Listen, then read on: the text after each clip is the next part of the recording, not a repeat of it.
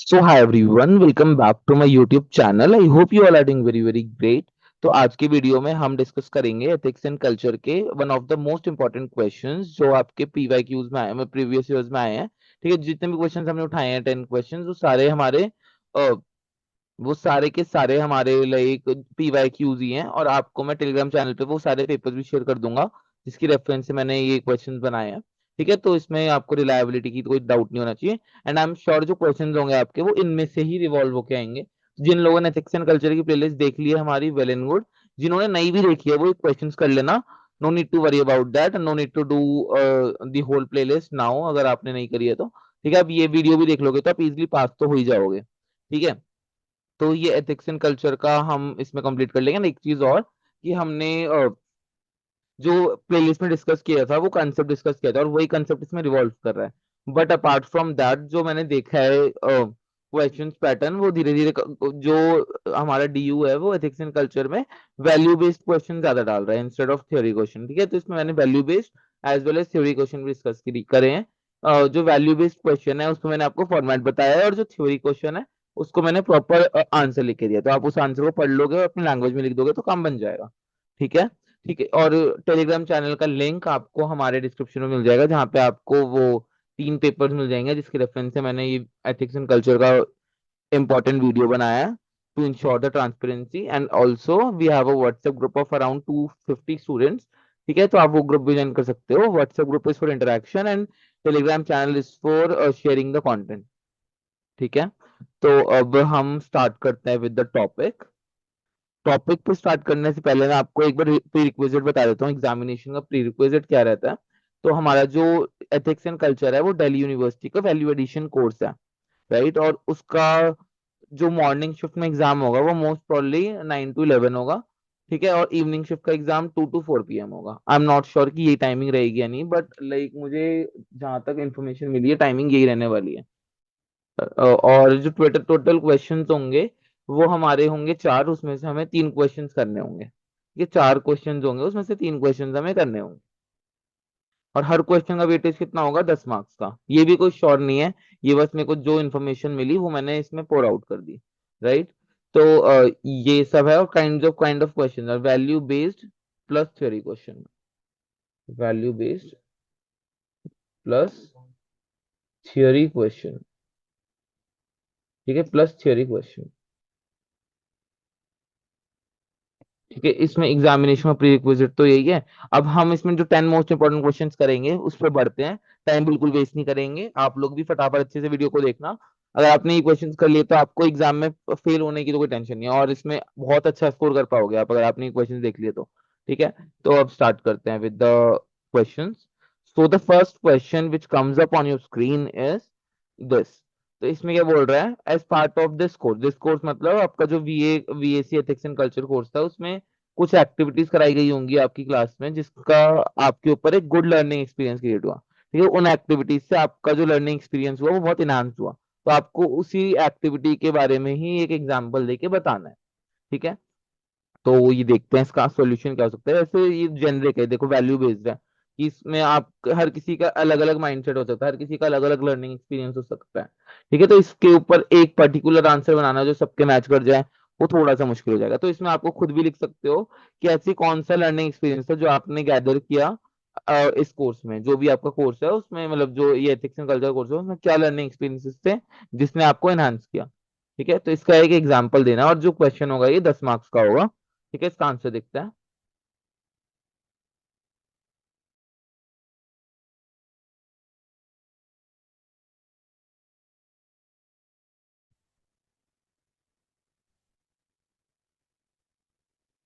So here are the questions. तो जो पहला क्वेश्चन हमने देख लिया ये है, इसका आंसर कैसे लिख सकते हो आप? इसके आंसर में आपको पहले कॉन्सेप्ट इंट्रोड्यूस करना है जो आपके रिस्पॉन्स के लिए एड्रेस किया जाएगा। मतलब कि एक इंट्रोडक्शन देना है बेसिक सा कि आपका कोर्स कौन सा था, मतलब जिस जो भी कोर्स था आपका उसमें क्या क्या चीजें पढ़ाई गई थी, ये सब चीजें। अब जो जो चीज आपने एक बेसिक आउटलेट दे दिया उसके बाद आपको ये करना है। उसके बाद जो एथिकल थ्योरीज हैं, जो आपने मेरी अगर आपने मेरी प्लेलिस्ट देखी होगी तो आपको फर्स्ट प्लेलिस्ट में ही मैंने, मतलब फर्स्ट पार्ट में ही मैंने आपको बताया था कुछ एथिकल थ्योरीज और फ्रेमवर्क्स के बारे में। ठीक है, जैसे मैंने आपको बताया था कुछ कंसेप्शन सच एज ये यूटिलिटेरियनिज्म, डियोंटोलॉजी, वर्चुअल एथिक्स, इन सब के बारे में मैंने आपको पढ़ा रखा है। ठीक है, अगर आपने को नहीं पता है तो आप फर्स्ट वाला पार्ट देख लेना, आपको क्लियर हो जाएगा। बाकी डिओन्टोलॉजी होता है जो डिफरेंशिएट करने में मदद करता है between good thing and bad thing. ठीक है, ऐसी वर्चुअल एथिक्स होता है, तो आपको वीडियो देखोगे तो एक डीप में क्लियर हो जाएगा आपको। राइट, ठीक है, तो आप ये देख लेना कनेक्शन टू एथिकल थ्योरी का ये। ठीक है, आपको इंट्रोडक्शन दे देना है, अगर ऐसा क्वेश्चन आता है कुछ तो फिर एथिकल थ्योरी से आपको क्या ताल्लुक है वो लिख देना, कि इसमें कुछ कुछ थ्योरीज एक्सप्लेन कर देना जो जो जिन जिन ने आपका वो लर्निंग एक्सपीरियंस इनहांस किया कोई। इससे क्या होगा, आपका जो आंसर होगा वो थोड़ा हाई फाई से लगने लगेगा। राइट, ठीक है, उसके बाद ये करने के बाद आपको करना है थर्ड पैरा में अपनी पर्सनल रिफ्लेक्शन दे देना। पर्सनल रिफ्लेक्शन मतलब कि अपना पर्सनल जो एक्सपीरियंस हुआ था उसको शेयर कर देना to the ethical and cultural theme. ठीक है, जो भी आपका पर्सनल एक्सपीरियंस हुआ था, जो आपने खुद फील किया था उस चीज के बारे में, वो शेयर करना, वो इनसाइट शेयर करना। ठीक है, रिफ्लेक्ट करना कि how the reading have influence your understanding.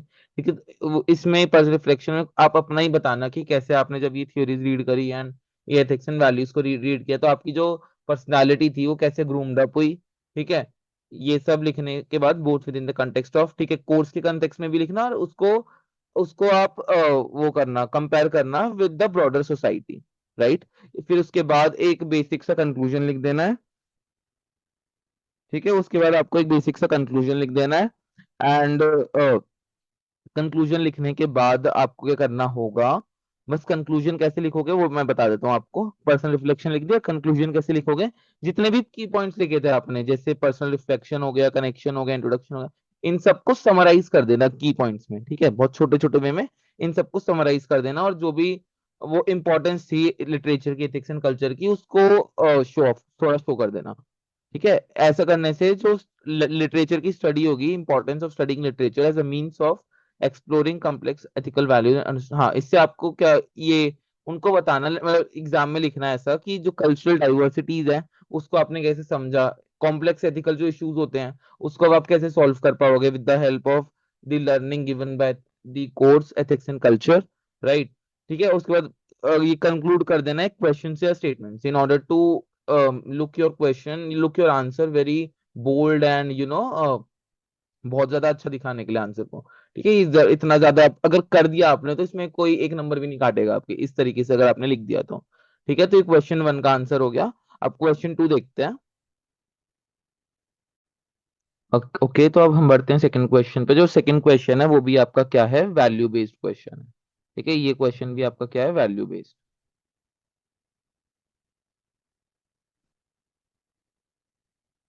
ठीक है, ये क्वेश्चन वैल्यू बेस्ड है। तो इसमें क्या कह रहा है कि जो मोस्ट ऑफ द इवेंट्स जो होते हैं वर्ल्ड में, उसमें हमारा जो एक्सपीरियंस होता है वो नियर टू फार होता है, मतलब किसी में हमारे को एक्सपीरियंस कम अच्छा लगता है, कहीं का एक्सपीरियंस हमें ज्यादा अच्छा लगता है। तो हमें एक एक इवेंट बताना है जहाँ पे अगर आपने यूनिटी से काम किया, शेयर्ड वैल्यू करके काम किया, उससे आपको डिफिकल्ट टाइम्स में हेल्प मिली काफी। ठीक है, डिफिकल्ट टाइम में आपको एड किसने करा, शेयर्ड वैल्यू ने, यूनिटी ने। ठीक है, तो उसके उस इवेंट के बारे में आपको बताना है। ठीक है, ऐसे बहुत सारे इवेंट हो सकते हैं, इसमें भी आप कुछ भी आंसर लिख सकते हो, कोई भी आपका एक्सपीरियंस हो सकता है जिसमें शेयर्ड वैल्यू की मदद से जो आपका एक्सपीरियंस था बहुत एनरिच हुआ।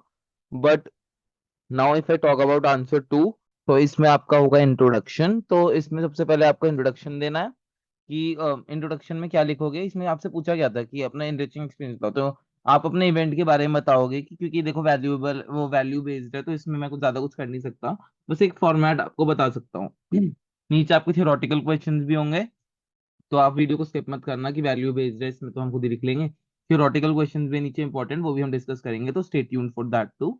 ठीक है, तो आंसर नंबर टू में सबसे पहले इंट्रोडक्शन। इंट्रोडक्शन में क्या करोगे, आप इवेंट को इंट्रोड्यूस करोगे। ठीक है, आप इवेंट को इंट्रोड्यूस करोगे, that served as a valuable learning opportunity. ठीक है, मतलब ऐसे अपने इवेंट के बारे, ऐसे कोई भी अपनी घटना के बारे में बताओगे। ठीक है, पहले पहले पैराग्राफ में, जिससे जिससे आपको बहुत कुछ सीखने को मिला। It could be anything during challenging time, for example Covid के टाइम पे आप बता सकते हो कि आपको फैमिली में सबके साथ बैठने की एक हैबिट डेवलप हुई आपकी। ठीक है, ऐसे करके कुछ भी आप इंट्रोडक्शन कुछ भी दे सकते हो, किसी भी टाइम पे लिख सकते हो कि डिफिकल्ट टाइम पे यूनिटी से अगर आपने काम किया तो उससे उसका क्या रिजल्ट आया, उससे कैसे क्या फायदा मिला, क्या लर्निंग मिली। ठीक है, पहला पैराग्राफ में वो। सेकंड पैराग्राफ में इवेंट का डिस्क्रिप्शन कि उसमें एक्चुअली हुआ क्या कहते हैं, तो में आपने ग्लिम्स दे दिया। डिस्क्रिप्शन है पूरा, उसके बारे में बताओगे, पूरे सर्कमस्टांसेस के बारे में। ठीक है, पूरे डिटेल्स डिस्क्रिप्शन दोगे about that event. Then third one is application of shared value, ठीक है, जो भी आपकी यूनिटी वाली थी उसकी एक एप्लीकेशन, उसमें आप एक्सप्लेन करोगे कि कैसे वो शेयर्ड वैल्यू ने आपके बिहेवियर को इन्फ्लुएंस करा, आपका माइंडसेट कैसे बदला ड्यूरिंग दैट डिफिकल्ट टाइम, आपकी थॉट प्रोसेस को कैसा था और कैसा आफ्टर दैट कैसा हो गया, राइट। ये सब लिख दोगे थर्ड पैरा में। फोर्थ पैरा में आप लिख दोगे पर्सनल ग्रोथ एंड रिफ्लेक्शन की आप क्या क्या चीजें हैं, जिस वो जो भी वो घटना हुई उसके बाद जो लर्निंग सीखने को मिली, जो यूनिटी की वैल्यू पता लगी, उसने आपकी ग्रोथ को कितना बढ़ाया, उससे आपकी ग्रोथ पे क्या रिजल्ट आया, ठीक है। लेसन आप पता होगा इसमें जो भी एक्सपीरियंसेस से आपने लर्न करें, एंड कैसे how it contributed to your personal growth and development, ठीक है। इसमें आप रिफ्लेक्ट करोगे on any insight you gained about yourself, other और द वर्ल्ड अराउंड, ठीक है। इसमें आप जो भी आपने इंसाइट्स गेन करे about the world, about you, जो भी आपने लेसन लर्न करे उसके बारे में बेसिकली बताओगे पर्सनल ग्रोथ में, और अपना एग्जाम्पल थोड़ा अपने बारे में थोड़ा बताओगे वैल्यूज पर, राइट।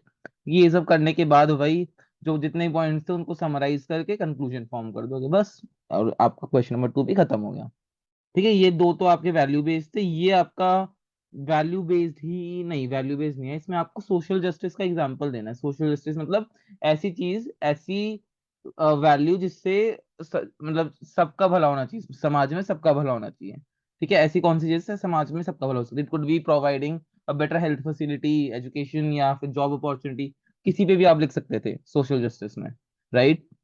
ठीक है, अगर आपने वीडियोस देखी होगी तो आपको सोशल जस्टिस का मतलब पता होगा, और नहीं देखी है तो भी कोई बात नहीं है। एग्जाम जैसे इसमें कुछ भी किसी का भी, जैसे मैंने आपको बताया एग्जाम्पल ले सकते हो, तो मैं सोशल जस्टिस को के बारे में आइडिया ऑफ सोशल जस्टिस को बताने के लिए मैं एग्जाम्पल लेना चाहूंगा एक्सेस टू एजुकेशन का, ठीक है। तो इसमें बोल रहे हैं इन मेनी सोसाइटीज, काफी सोसाइटीज में जो क्वालिटी एजुकेशन होती है वो इक्वल नहीं होती है। आपको भी पता होगा कि जो, आपको भी ये आइडिया होगा, जो गवर्नमेंट स्कूल की पढ़ाई होगी और जो प्राइवेट स्कूल की पढ़ाई होगी उसमें थोड़ा बहुत मतलब ज्यादा, लोग कहते हैं अंतर नहीं होता, बट अकॉर्डिंग टू मी अंतर तो देखो थोड़ा बहुत होता ही है। इतनी ज्यादा वो हाई फीस चार्ज करे तो जो फैसिलिटीज प्राइवेट स्कूल वाले बच्चों को मिलती है वो गवर्नमेंट स्कूल वालों के बच्चों को नहीं मिलती। तो इससे जो लो इनकम बैकग्राउंड वाले होते हैं उनके पास गुड स्कूल्स का बहुत लिमिटेड एक्सेस होता है, तो उनके पास या तो ऑप्शन होता है छोटे मोटे प्राइवेट स्कूल में डाल दो या गवर्नमेंट स्कूल में डाल दो, ठीक है। तो ये इससे जो ये विशियस साइकिल होती है पॉवर्टी की, वो कहीं ना कहीं थोड़ी बहुत तो क्रिएट हो ही जाती है। ऑल्दो ऐसा नहीं है कि बिल्कुल ही क्रिएट होती है, क्योंकि बहुत सारे गवर्नमेंट स्कूल के बच्चे भी टॉप एग्जाम्स निकाल लेते हैं जो प्राइवेट स्कूल के बच्चे भी नहीं निकाल पाते, but still there are some chances कि जो जिस तरीके से उनको ग्रूमिंग मिली कि हाई हाई स्कूल के बच्चों को, हाई इनकम ग्रुप के बच्चों को वही सेम एजुकेशन लेवल उनको नहीं मिल पाएगा जो पावर पुअर है, राइट। तो एजुकेशन का एक्सेस अगर, पर वहीं अगर एक्सेस हो गया एजुकेशन का बच्चों उनके पास, जो भी लोग हैं उनके पास, तो उससे क्या होगा, उससे जो सोशल जस्टिस समाज में जो वो इक्वालिटी है वो हम फैला पाएंगे, ठीक है। तो अब हम एक सिनेरियो इमेजिन कर रहे हैं, ठीक है। इसमें मैंने एजुकेशन भी लिया है, तो आप किसी पे भी ले सकते हो, ठीक है। एजुकेशन पे ले लो, नहीं तो हेल्थ पे ले लो, अपने आप से बना देना। एजुकेशन पे ले लोगे तो एज इट इज टेप देना, फुल नंबर मिलेंगे, ठीक है। तो let's imagine a scenario where society aims to provide social justice in education, ठीक है।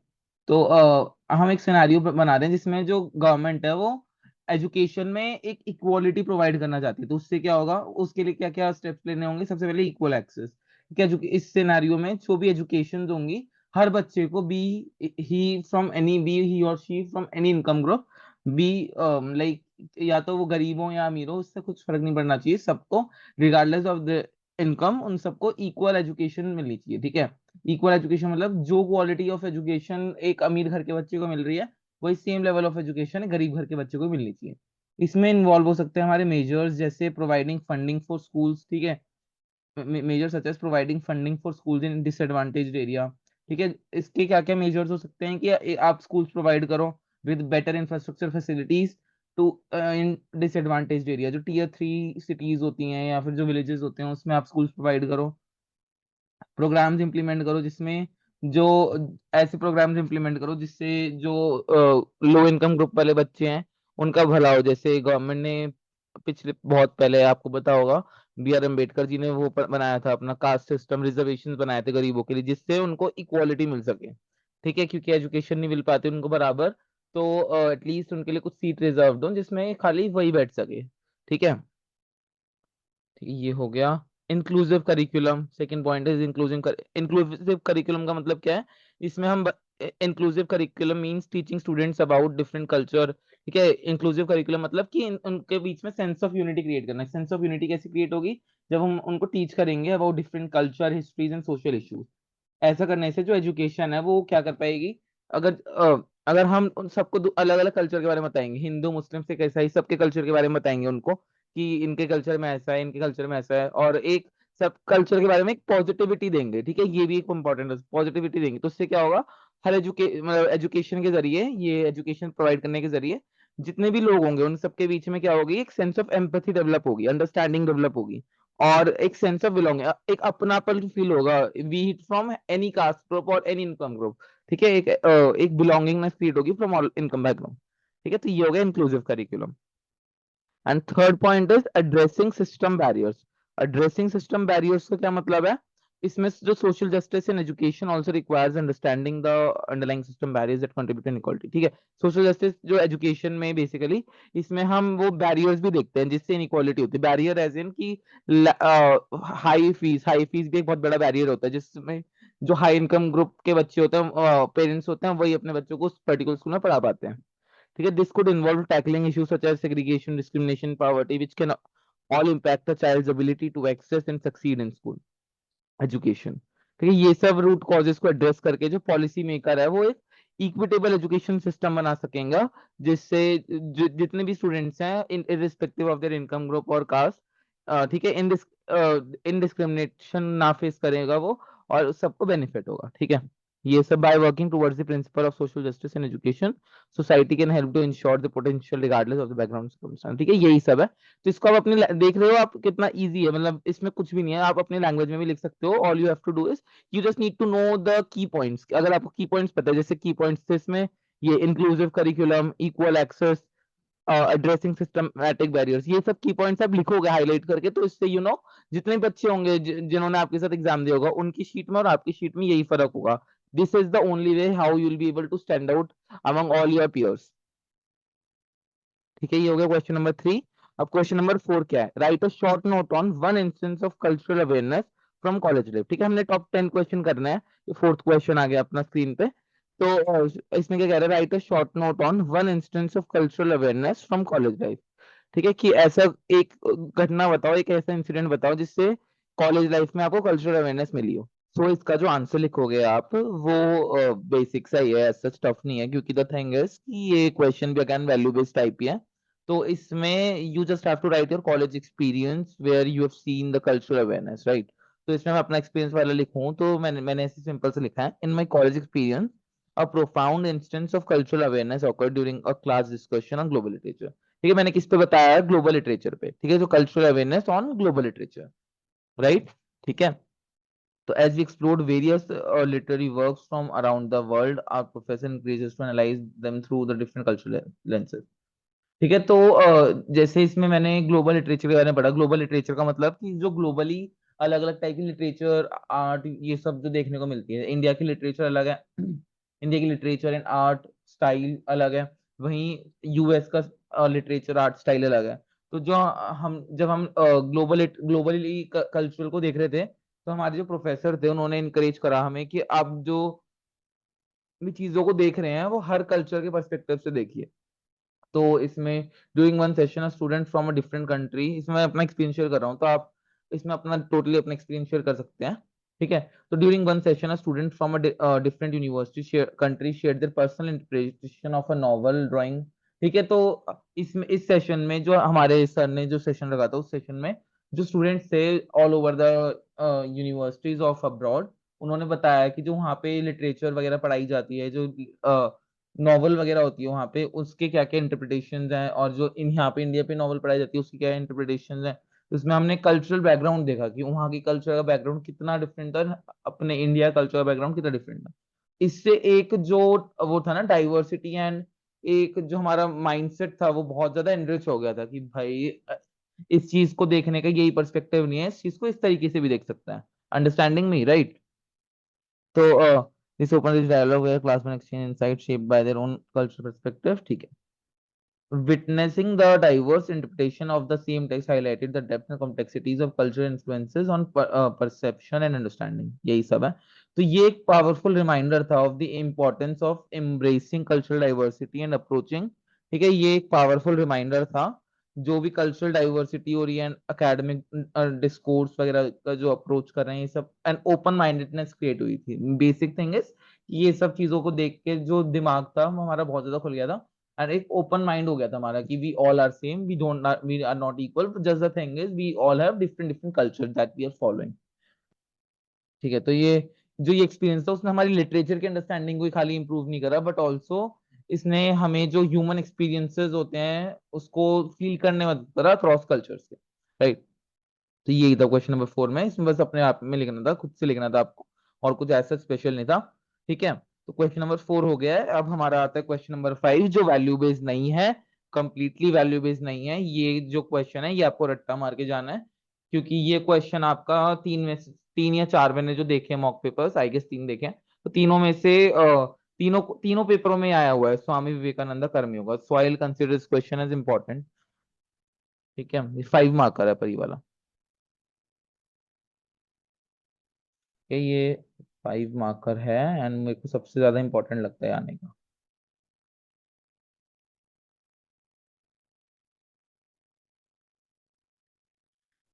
High chances of important.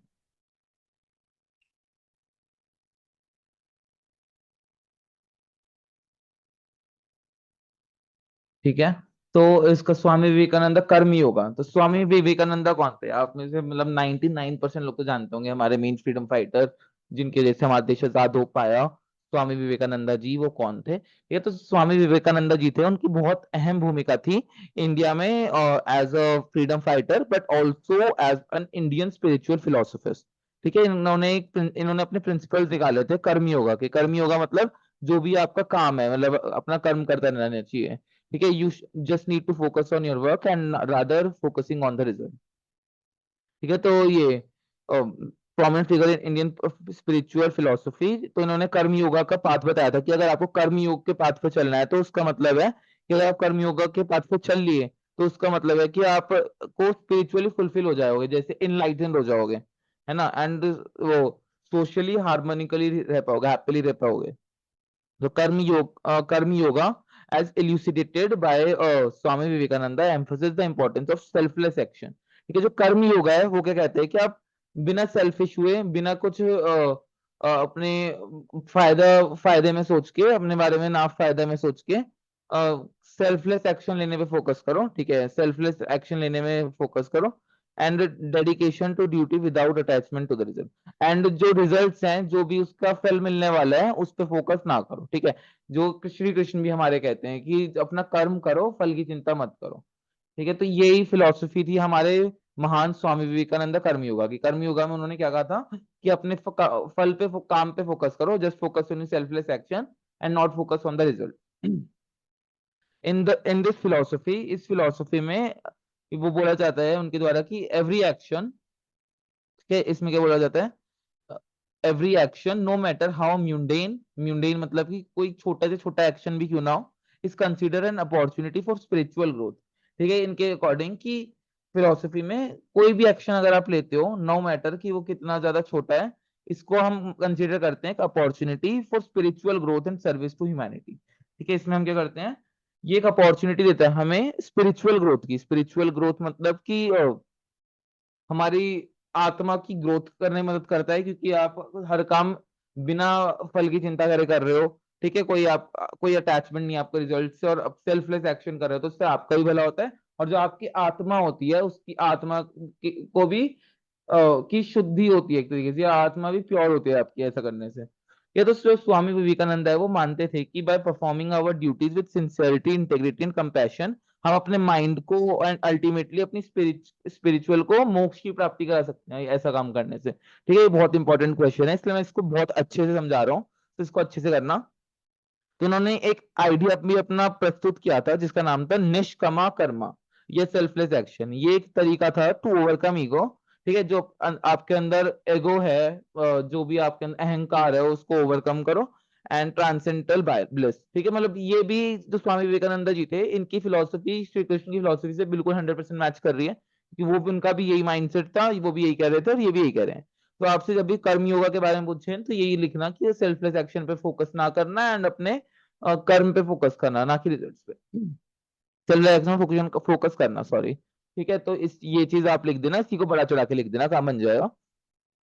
तो जो स्वामी विवेकानंद थे, उनकी जो टीचिंग थी कर्म योगा की, उन्होंने इंस्पायर किया था, किसको इंस्पायर किया था उन्होंने? इंडिविजुअल्स को करा था कि वो अपनी लाइफ का मकसद ढूंढ पाए, ऐसा करने से विदाउट फोकसिंग ऑन रिजल्ट वो अपनी लाइफ का पर्पस ढूंढ पाते हैं, अपनी जो ड्यूटीज है टुवर्ड्स दी वर्ल्ड उसको फुलफिल कर पाते हैं with the sole focus on that particular duty. ठीक है, इससे जो सोसाइटी की थी ओवरऑल बेटरमेंट होती, क्योंकि इसमें वो कोई भी वो कोई भी ऐसा एक्शन नहीं कर रहा था जिससे किसी को हार्म हो, सेल्फलेस एक्शन था। ठीक है, इससे सोसाइटी की बेटरमेंट होगी एंड जो सोसाइटी है हमारी, उनका जो पाथ होगा वो बहुत ज्यादा इवोल्यूट हो जाएगा इन द स्पिरिचुअल। ठीक है, मतलब उनकी जो आत्मा है, उनकी आत्मा को बहुत बहुत सारे लोगों को मोक्ष की प्राप्ति होगी अगर वो इस पाथ पे चलेंगे, और किस पाथ पे चलेंगे? ऑन द पाथ ऑफ कर्म योगा, राइट। इसी के साथ हमारा क्वेश्चन नंबर 5 हो गया है। I hope you are not getting boring this time, although कि थोड़े बहुत चांसेस है कि बच्चे स्टिल बोरे हो रहे होंगे, बिकॉज मेरे को लाइक अभी वैसे भी एग्जाम्स आ रहे हैं आपके, तो मेरे को थोड़ा फालतू की बातें करना एंड ये सब चीजें करना थोड़ा सा मुझे पसंद नहीं है। बट स्टिल अगर लोग चाहते हैं तो कि थोड़ा सा एंगेज बनाना, तो मुझे कमेंट सेक्शन में टिप्स दे देना कि कैसे कैसे वो चैनल को थोड़ा सा एंगेजिंग एंड सब कुछ बनाया जा सकता है। ठीक है, उससे क्या होगा कि मैं अभी नया नया हूँ इस फील्ड में, because my main mindset was to help you all, because I have seen that many of you was facing in these new subjects, right. तो इसलिए मैंने इस पे वीडियोस वगैरह बनाना स्टार्ट किया एंड आपको हेल्प करने का वो स्टार्ट किया। बट अगर आपको लगता है बोर हो रहे हो या इसको इंगेजिंग बनाया जा सकता है, तो नो वरीज, आप मेरे को बस कमेंट सेक्शन में बता देना क्या क्या तरीके हैं जिससे चैनल को थोड़ा सा और इंगेजिंग बनाया जा सकता है, राइट। तो ये क्वेश्चन नंबर 5। अब क्वेश्चन नंबर 6 देखते हैं, ये भी हमारा 5 मार्क का है, ये भी हमारा बहुत बार आया हुआ है, इंपॉर्टेंट है and apart from that important तो है ही है, बट साथ साथ ये क्वेश्चन मतलब वही 5 मार्कर पर इसमें देखो इतना सा बड़ा सा आंसर है, तो इसमें जरूरी नहीं है सारे पॉइंट लिखो, क्वेश्चन को समझना एंड देन आपको आंसर लिखना है, राइट। तो ये क्या कह रहा है? Write a short note on Panch Parmeshwar thrust of on social issues. ठीक है, पंच परमेश्वर जी के जो सोशल इश्यूज के वो थे, थर्स्ट थे, मतलब उसके बारे में हमें शॉर्ट नोट लिखना है। तो जो पंच परमेश्वर थे वो किसके लिए यूज करा जाता है? ये एक टर्म है जो यूज करी जाती है मुंशी प्रेमचंद के प्रोटैगनिस्ट के लिए। ठीक है, ये जो टर्म है पंच पंच परमेश्वर, वो टर्म यूज करी जाती है मुंशी जो मुंशी ऋषि थे हमारे प्रेमचंद जी, उनके जो आइकॉनिक लेवल नॉवल थी उसके प्रोटैगनिस्ट के लिए यूज करी जाती है ये पंच परमेश्वर। ठीक है, और उस नॉवल का नाम क्या था उनके आइकॉनिक नॉवल का, पर प्रेमचंद जी की? गोदान। गोदान मतलब क्या होता है? The gift of a cow, गाय के द्वारा दिया हुआ गिफ्ट, ये होगा Godan. Set in colonial India, colonial India में सेट थी। ठीक है, तो गोदान क्या था? एक पोइग्नेंट नरेटिव था that delves deep into various social issues prevalent in rural society during the early 20th century. ठीक है, ये जो तुम्हारी पंच परमेश्वर थी, ये जो गोदान हमारी आइकॉनिक नॉवल थी, वो कॉलोनियल इंडिया पे बेस्ड थी। ठीक है, ये एक नरेटिव था जो डेल्व कर रहा था, मतलब जो डीपली बता रहा था हमें जो वेरियस सोशल इश्यूज होते हैं जो हम लोग फेस करते हैं, जो as a society as a whole face करे जा रहे थे इंडिया में, इन कॉलोनियल इंडिया में, कि जिसमें one of the major social issue was कि Indian were being discriminated for being the Indian and they were treated as just the slaves of Britishers, right. तो इन सब वेरियस जो भी सोशल इश्यूज थे उसके बारे में बताया गया था इस गोदान में। ठीक है, जो रूरल सोसाइटीज में बहुत ज्यादा देखने को मिल रहा था during the early 20th century. ठीक है, तो इसमें जो कैरेक्टर था पंच परमेश्वर, ठीक है, जो थ्रू दी कैरेक्टर ऑफ पंच परमेश्वर शेड लाइट ऑन द, ठीक है, इसमें पंच परमेश्वर वो थी, क्या कहते हैं, प्रोटैगनिस्ट थे जो, ठीक है, इसके गोदान के, उसमें प्रेमचंद जी ने बताया था हमें, जो इसके ऑथर थे प्रेमचंद जी ने बताया था हमें, या उन्होंने जो फोकस था अपना मेन किस पे दिया था, कि जो स्ट्रगल फेस करी जाती है लोअर कास्ट के द्वारा, या जो मनी लेंडर्स, बड़े बड़े मनी लेंडर्स वगैरह होते हैं, वो एक्सप्लॉइटेटिव प्रैक्टिस यूज करते हैं, मतलब जो शोषण बहुत करते हैं मनी लेंडर्स का, लैंडलॉर्ड्स का।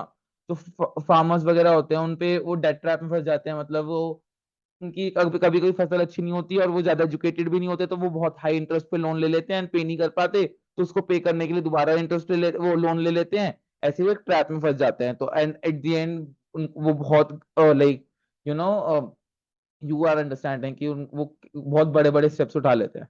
सो इन्हीं बड़े बड़े इश्यूज पे, जिन पे जनरली लोगों के ध्यान नहीं जाता है, उन्होंने इश्यूज के बारे में प्रेमचंद जी ने अपने इस आइकॉनिक नॉवल में लिखा था। ठीक है, ये हो गया। एंड जो कास्ट सिस्टम बहुत ज्यादा देखने को मिल रहा था विलेजेस में, तो जो पंच परमेश्वर की जर्नी थी embodies the resilience and like embodies the resilience of the common man. थोड़ा सा मिसप्रिंट हो गया। ठीक है, ये हमारा फोकस कर रही थी, या ये मेन हमें बता रही थी of the resilience of common man in the face of adversity. ठीक है, जो एक आम आदमी अपनी लाइफ में प्रॉब्लम फेस करता है, उसके बारे में पंच परमेश्वर ने अपने उस किताब में बताया था। और उन्होंने ये भी बोला था कि जो उसकी स्ट्रगल है, उस आम आदमी की स्ट्रगल है, वो एक पावरफुल कमेंट्री है ऑफ द सिस्टमैटिक, जिसके जैसे जो सिस्टम है, सिस्टम हमारा एट द एंड क्या कर रहा है। उन्होंने एक्सप्लेन किया कि सिस्टम ही है जो, जिसकी वजह से जो लोग हैं उनको स्ट्रगल इतनी फेस करनी पड़ रही है, और इतना इनजस्टिस एंड इतना कुछ झेलना पड़ रहा है। सोसाइटिकल हायरार्कीज मतलब जो कास्ट बेस्ड सिस्टम था, कि सबसे ऊपर हमारे हो गए थे क्षत्रिय, फिर हो गए थे हमारे, नहीं, सबसे ऊपर ब्राह्मण, क्षत्रिय, वैश्य, शूद्र। तो ये कास्ट हायरार्की बहुत बेकार चली थी वहां पे। ठीक है, सब as a powerful commentary on the, ठीक है, ये हो गया। अब जो प्रेमचंद की जो portrayal of social issues in Godaan remain relevant. ठीक है, जो प्रेमचंद जी के सोशल इश्यूज के बारे में उसमें जिक्र करा गया था उस नॉवल में, गोदान में, उसके वो आज भी बहुत रेलेवेंट है। आज भी उसको पढ़ के समझ आता है कि जो इश्यूज उस टाइम फेस करे जा रहे थे, कहीं ना कहीं आज भी वो वाले इश्यूज आज भी फेस करे जा रहे हैं। ठीक है, तो ये हमें बता रहे हैं कि जो इनइक्वालिटी और इनजस्टिस है वो टाइमलेस है, वो टाइमलेस क्रिटिक है। मतलब ये टाइम टू टाइम होता ही रहेगा, आप कितना भी रोकने की कोशिश कर लो, it won't be able to get solve 100%। कि शोषण होता रहेगा, इनइक्वालिटी होती रहेगी। ठीक है, प्रेमचंद जी के इस वाले में बताऊं, ये वाला बहुत इंपॉर्टेंट क्वेश्चन था। Right a short note on Panch Parmeshwar thrust on social issues, right. तो ये क्वेश्चन नंबर 6 है हमारा, ये भी 5 मार्क्स का था। तो आपको आई होप समझ आ गया होगा, आप अपनी लैंग्वेज में आप लिख पाएंगे। अब क्वेश्चन नंबर 7 करते हैं। क्वेश्चन नंबर 7 क्या है हमारा, how does mindfulness help in transforming destructive emotion into constructive emotion. ठीक है, कैसे माइंडफुलनेस हेल्प करता है हमें ट्रांसफॉर्म करने में डिस्ट्रक्टिव इमोशन को कंस्ट्रक्टिव इमोशन में।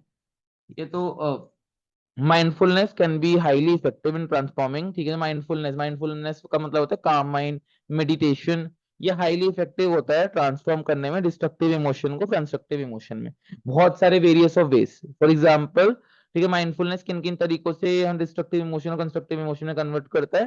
For example, awareness and recognition. Mindfulness में क्या होता है, mindfulness involve being fully present. ठीक है, माइंडफुलनेस क्या कहता है कि आप फुली प्रेजेंट रहो उस जगह पे। माइंडफुलनेस का मतलब है कि जब भी, जहां पर भी आप जा रहे हो, जो भी आप कम काम कर रहे हो, उसमें फुली प्रेजेंट रहो, और अपने थॉट्स के बारे में अवेयर रहो कि आपको उस टाइम पे क्या क्या थॉट्स आ रहे हैं, क्या क्या इमोशंस आपकी बॉडी में सीक्रेट हो रहे हैं। ठीक है, विदाउट जजमेंट। ठीक है, तो इस ये अवेयरनेस आपको अलाउ करेगी एक इंडिविजुअल को कि उसको जो डिस्ट्रक्टिव इमोशन है वो कब आ रहे हैं। ठीक है, उसको ये एनालाइज करने में मदद करेगा कि जो भी इसके दिमाग में डिस्ट्रक्टिव कुछ भी गलत इमोशंस आ रहे हैं, बेकार इमोशंस आ रहे हैं, वो किस टाइम पे आ रहे हैं, क्यों आ रहे हैं, वाई दे आर अराइजिंग, जैसे एंगर, फियर, एंजाइटी, और भी अ, जो आपके ये थॉट्स हो गए। ठीक है, तो वो क्यों आ रहे हैं, तो उसका आपको आंसर मिल जाएगा। मतलब जो डिस्ट्रक्टिव इमोशन है वो क्यों आ रहे हैं, उसके लिए पहले आपको अवेयर रहना पड़ेगा ये आते कब हैं। ठीक है, ये हो गया awareness and recognition. Second is non reactivity. ठीक है, अब जब भी, नॉन रिएक्टिविटी का मतलब आसान शब्दों में कि जब भी आपको उस टाइप के इमोशंस आए, जब भी आपका जो माइंडसेट है वो खराब हो रहा हो और कंस्ट्रक्टिव की जगह डिस्ट्रक्टिव इमोशन क्रिएट हो रहे हो, तो उस केस में how you can focus on being non reactive. मतलब कि उस जो भी आपको डिस्ट्रक्टिव इमोशन आ रहे हैं, ऐसा नहीं करो कि वो चले जाए, उसको आप सोचो कि ये क्यों आ रहा है, जा जा जा, ऐसा नहीं।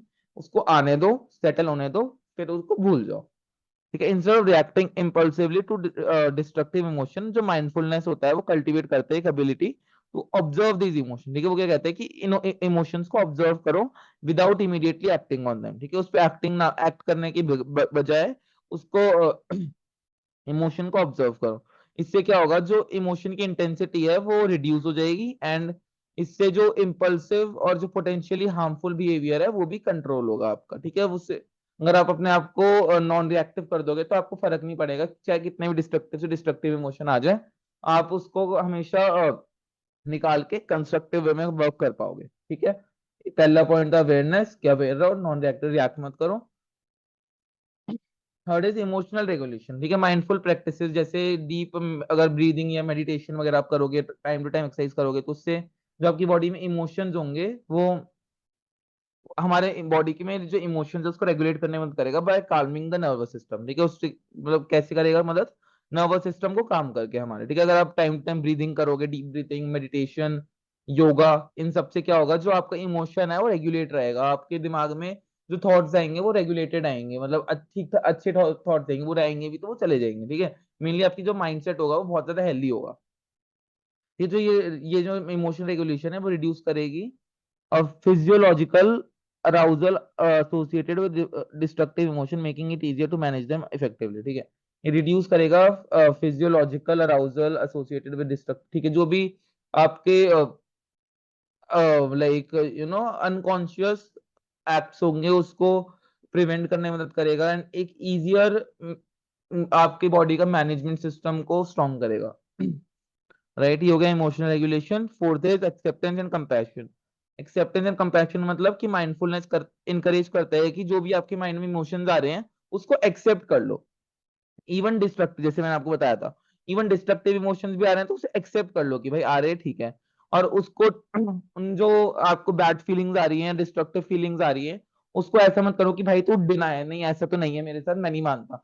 उसको मानो कि ठीक है, मैं मानता हूँ कि फीलिंग मेरे पे को आ रही है, I am completely understanding it. But जो माइंडफुलनेस है वो टीच करता है इंडिविजुअल को कि तुम इसको वो एक्सेप्ट करो।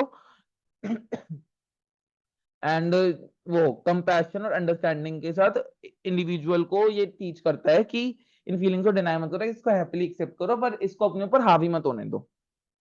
ये हो गया एक्सेप्टेंस एंड कंपैशन।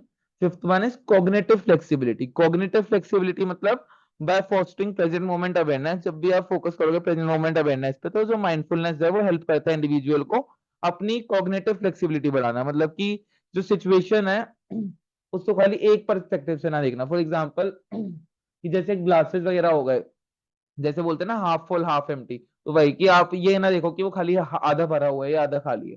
तो इसका मतलब इसमें खाली ये माइंडसेट ना हो आपका कि आधा भरा हुआ है, आप इसमें ये भी देख सकते हो कि ये आधा खाली भी तो है। तो इसमें आपको ये अलाउ, कॉग्निटिव फ्लेक्सिबिलिटी या माइंडफुलनेस अलाउ करते हैं कि आप चीजों को, सिचुएशंस को अलग अलग नजरिए से देख सको। ठीक है, that are less emotionally charge and more constructive. Right, six one is skillful response. Skillful response मतलब जो माइंडफुलनेस है वो एनहांस करता है एक ability to respond to situation skillfully rather than reactively. ठीक है, माइंडफुलनेस हमें हेल्प करता है कि हम सिचुएशंस को रिस्पॉन्ड करें स्किलफुली रादर देन रिएक्टिवली। रिएक्टिवली रिस्पॉन्ड करने की जगह हम स्किलफुली रिस्पॉन्ड करें। ये इनकरेज करता है इंडिविजुअल को कि आप टाइम टू टाइम जब पॉज हो, रिफ्लेक्ट करो एंड चूज करो रिस्पॉन्सेस को, जिससे जो आपके लॉन्ग टर्म गोल्स हैं वो मीट कर पाए। ठीक है, rather than being driven by temporary emotions. Temporary emotions के ट्रैप में फंसने की वजह आप स्किलफुली उन चीजों पे फोकस करो जो आपको लॉन्ग टर्म हैप्पीनेस देने में हेल्प करेगी। 6.7, इसमें देखो 7 पॉइंट है, बट ये जरूर बिल्कुल भी जरूरी नहीं है कि आप 7 के 7 पॉइंट लिखो। इसमें आप अगर ये 10 मार्क्स का क्वेश्चन है तो आपको 7 लिखने पड़ सकते हैं, और 5 नंबर का क्वेश्चन तो 4 लिख देना तो मोर देन इनफ रहेगा वो। ये promoting promotion positive emotion, promoting positive emotion मतलब कि जो माइंडफुलनेस प्रैक्टिस होती है उसकी मदद से जो इंडिविजुअल है वो पॉजिटिव इमोशंस अपनी बॉडी में क्रिएट कर सकता है, such as compassion, empathy and gratitude. ठीक है, इस टाइप के इमोशंस हैं वो अगर आप माइंडफुलनेस मेडिटेशन वगैरह करोगे तो जो आपकी वो माइंडसेट है वो उसमें पॉजिटिव इमोशंस आएंगे। ठीक है, तो और जो ये इमोशन है ये आपके डिस्ट्रक्टिव इमोशन को खत्म करेंगे और आपको एक ओवरऑल एक अच्छा इमोशनल वेलबींग बनाने में कंट्रीब्यूट करेंगे। राइट, तो ये हो गया माइंडफुलनेस के ऑल द बेनिफिट्स। ठीक है, यही आपसे पूछेगा, सिंपल सा था, इसको आप पढ़ोगे और फिर अपने एग्जाम खुद से भी लिख पाओगे, ऐसा कुछ टफ नहीं है। ठीक है, तो अब आप खुद ही देख रहे हो पेपर ऐसा टफ नहीं आता, इजी आता है, बस आपको थोड़ा बहुत इंग्लिश आना चाहिए एंड थोड़ा बहुत की पॉइंट्स आपको पता होने चाहिए।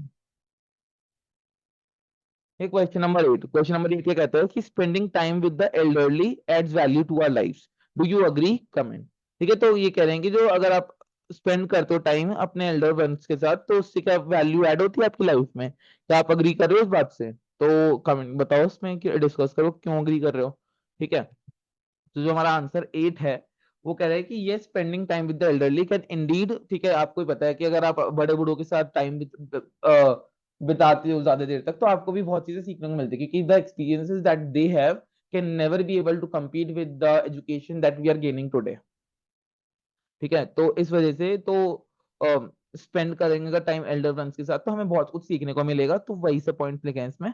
तो स्पेंड, अगर हम टाइम स्पेंड करते हैं एल्डरली के एल्डर पीपल के साथ, तो उससे हमें क्या क्या बेनिफिट्स मिलेंगे। पहला बेनिफिट कि विजडम एंड लाइफ एक्सपीरियंस, हमारे जो एक्सपीरियंसेस वगैरह हैं, लाइफ एक्सपीरियंसेस हैं, वो बहुत ज्यादा एनहांस होंगे। कि जो एल्डरली इंडिविजुअल्स होते हैं उनके पास वेल्थ ऑफ लाइफ एक्सपीरियंस होता है, क्योंकि उन्होंने, अगर आपको 10, आप अगर 20 साल के हो, तो आपको मुश्किल से 10 साल के चीजें अच्छे से याद होगी, और वहीं वो 70-70 साल के होते, तो उन्हें, उनको सोचो आप 6 टाइम ज्यादा एक्सपीरियंस है। तो उनके पास अबंडेंस ऑफ लाइफ एक्सपीरियंसेस वगैरह होते हैं जो सालों के, तो उसमें आपको जो भी पुराने टाइम भी होता था, और वो ऐसी ऐसी सीखे दे जाएंगे जो आपको बड़े से बड़ी किताबें नहीं दे सकती।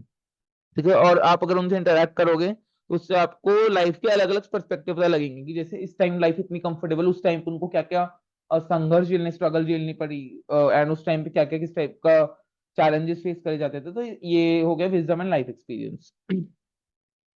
और second one is emotional connection and support. ठीक है, जब भी आप उनसे बात करोगे, तो उससे जो रिलेशनशिप होगी, आपकी रिलेशनशिप तो अच्छी बिल्ड होगी, साथ साथ जो एल्डरली है उनके साथ एक इमोशनल कनेक्शन होगा, जो एक डीपली फुलफिलिंग होगा। ठीक है, जिससे आपको भी अच्छा लगेगा, उनको भी अच्छा लगेगा।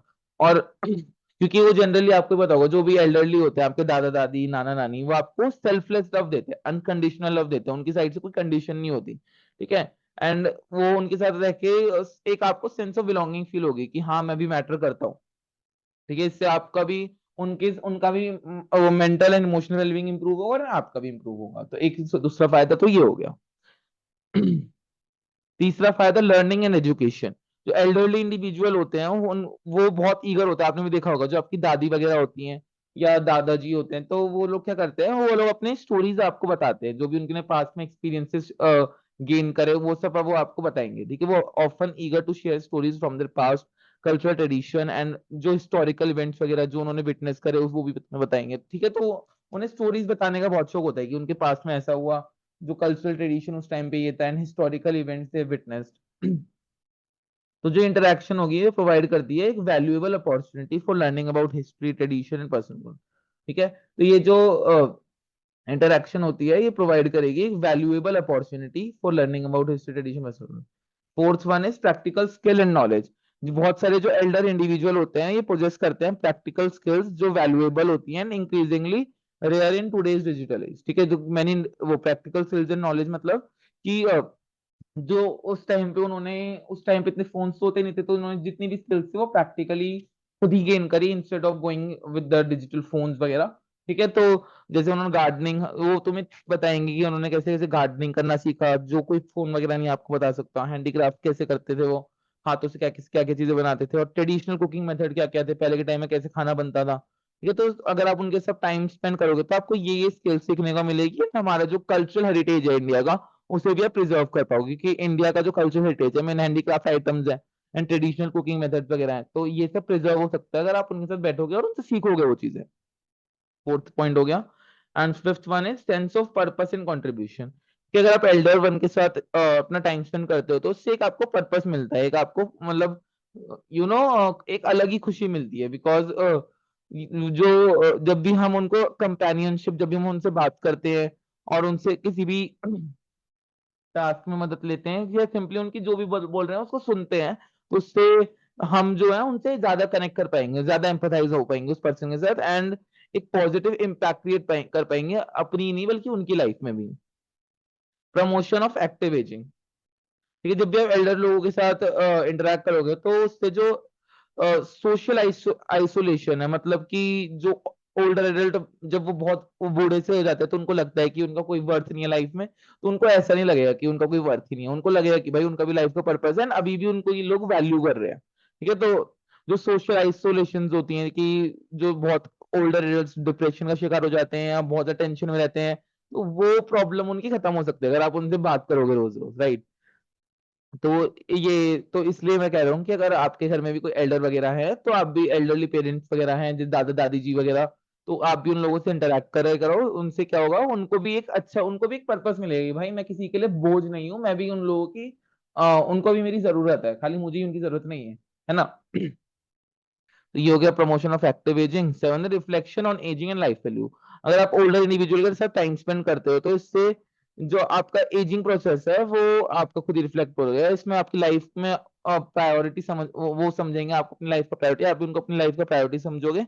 एंड इससे क्या होगा कि जो लाइफ है आप उनको देख के बहुत इंटेंशनली जियोगे, एंड अपनी प्रेजेंट मोमेंट को अप्रिशिएट करना सीख जाओगे। अगर आप उनसे टाइम स्पेंड करोगे तो आपको रियलाइज होगा कि जो उन्होंने लाइफ टाइम ऐसे सेविंग करी, उससे ज्यादा जो उन्होंने एक्सपीरियंसेस करे अपनी लाइफ में वो ज्यादा उनको याद है, और वो बताने में जो उनको खुशी होती है, वो पैसे जोड़े उन्होंने कितने, वो बताने में उनको इतनी बिल्कुल से खुशी नहीं होती है इतनी, राइट।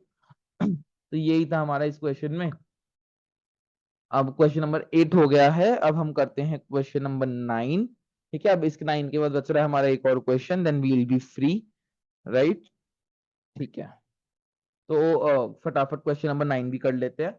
तो कह रहे हैं कि which shared value do you think has most relevance in present time. आज के टाइम पे ऐसी कौन सी यूनाइटेड ऐसी कौन कौन सी वैल्यू है जिसमें आप यूनिटी से काम करोगे तो बहुत ज्यादा आपको फायदा देगा आज के वर्ल्ड में। ठीक है, तो इस क्वेश्चन का आंसर देखते हैं क्या होगा। ये भी मतलब ये आपका वैसे वाला नहीं है, मतलब ये भी value based plus theory type है। ठीक है, वैल्यू बेस्ड भी कह सकते हैं क्योंकि इसमें आपकी वैल्यू शेयर्ड वैल्यू पूछ रहा है, राइट। कि आप ये क्या क्या चीजें ऐसी जिसको आप करने से आपके एक एक दूसरे के बीच में यूनिटी बढ़ेगी। ठीक है, तो इसका आंसर देखते हैं। तो जो क्वेश्चन नंबर 9 है हमारा, विच दैट इज, जो हमने देख लिया था उसका आंसर क्या लिख सकते हैं हम, कि आज के समय में जो one of the shared value जिसके वजह से हमारे बॉन्ड होल्ड टुगेदर रहते हैं, इज एम्पैथी। एम्पैथी का मतलब क्या होता है, is the ability to understand and share the feeling. मतलब कि एम्पैथी का मतलब होता है एक दूसरे पर्सन के साथ जो ऐसा वो फील कर रहा है उसके नजरिए से उस चीज को देखना। ठीक है, तो एम्पैथी का मतलब होता है दूसरे की फीलिंग को समझना उस पर्सन की पर्सपेक्टिव से। तो अब यहाँ पे बता रहे हैं कि यहाँ पे पूछ रहे थे आज के टाइम में सबसे ज्यादा रेलेवेंट कौन सी शेयर्ड वैल्यू है। तो आज के टाइम में सबसे ज्यादा रेलेवेंट शेयर्ड वैल्यू है एम्पैथी।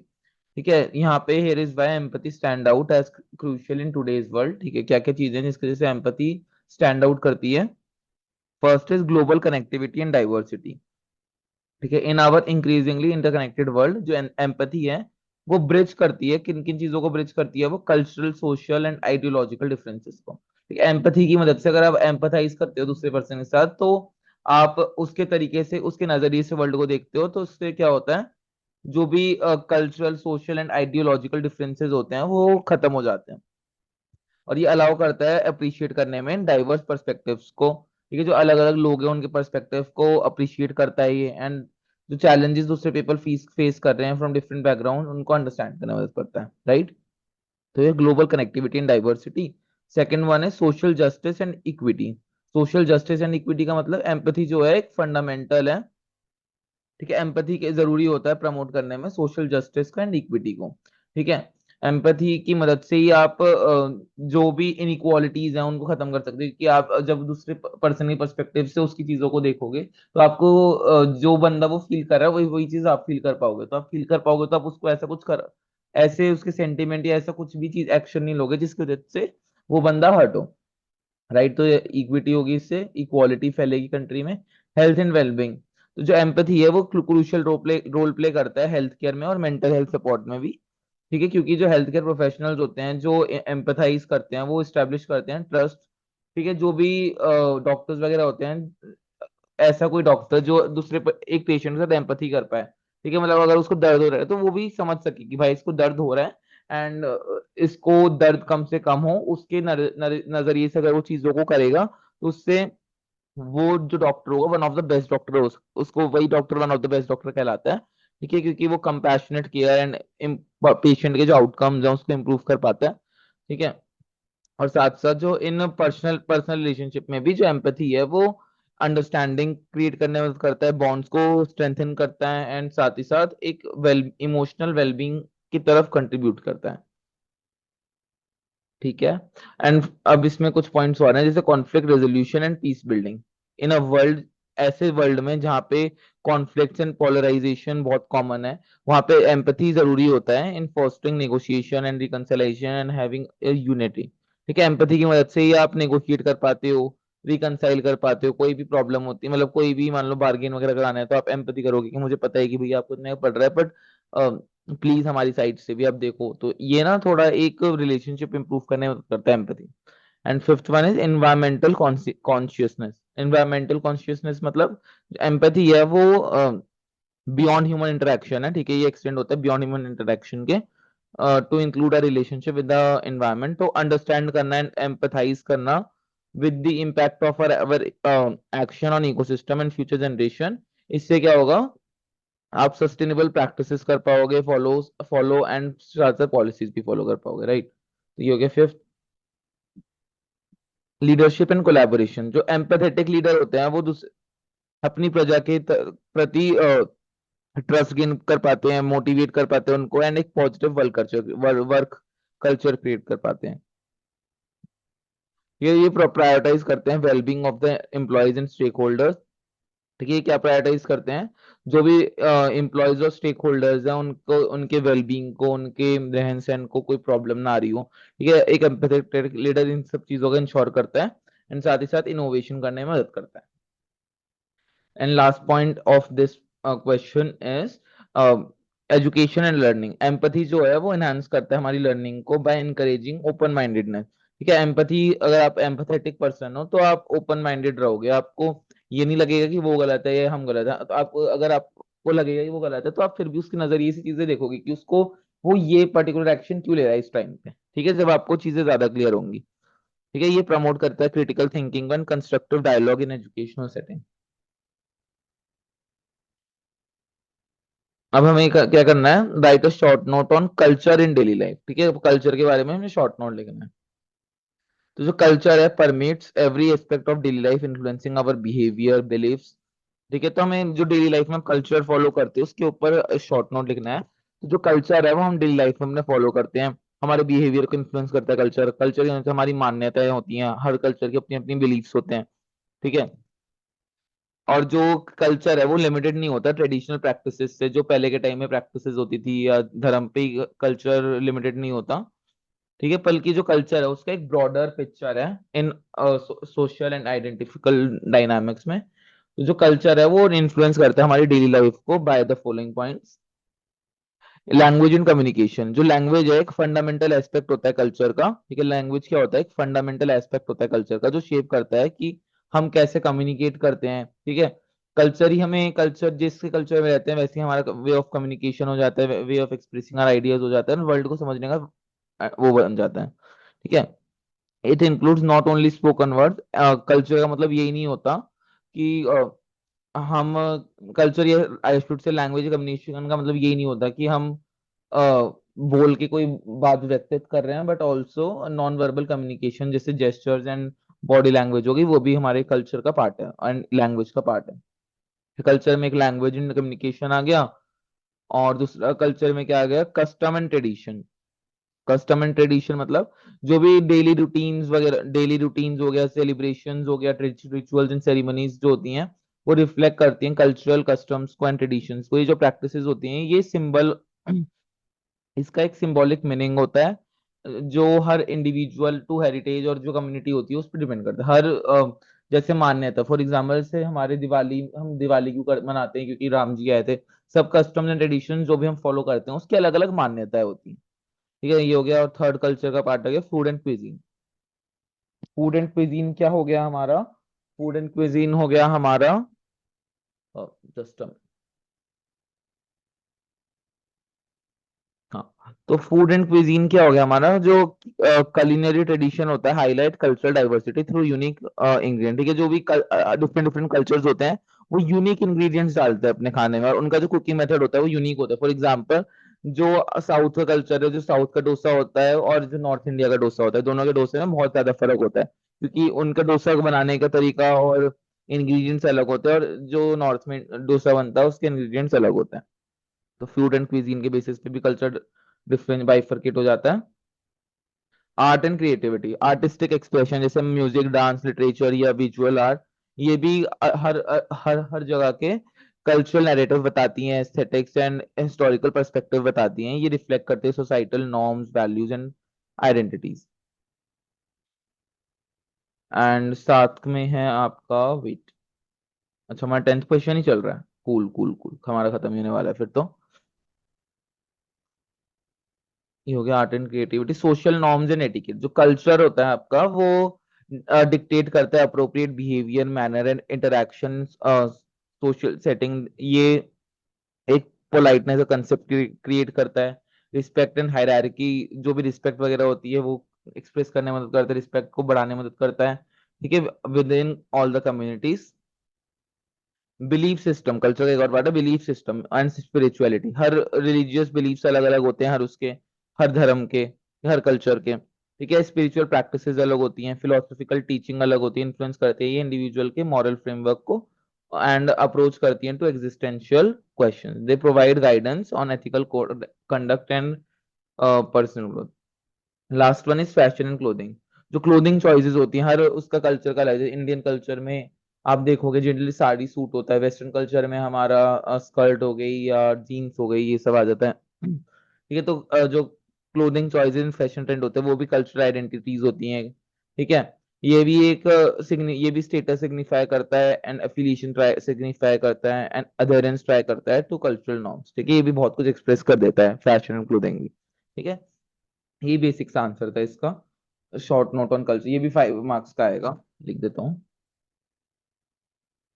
ठीक है, यही कुछ इंपॉर्टेंट टॉपिक क्वेश्चंस थे आपके जो मैं आपके साथ डिस्कस करना चाह रहा था बिफोर योर एग्जाम। तो इन क्वेश्चंस को आपने चाहे वीडियो देखी हो, मतलब प्लेलिस्ट देखी हो या ना देखी हो, इनको क्वेश्चंस को अच्छे से कर लेना।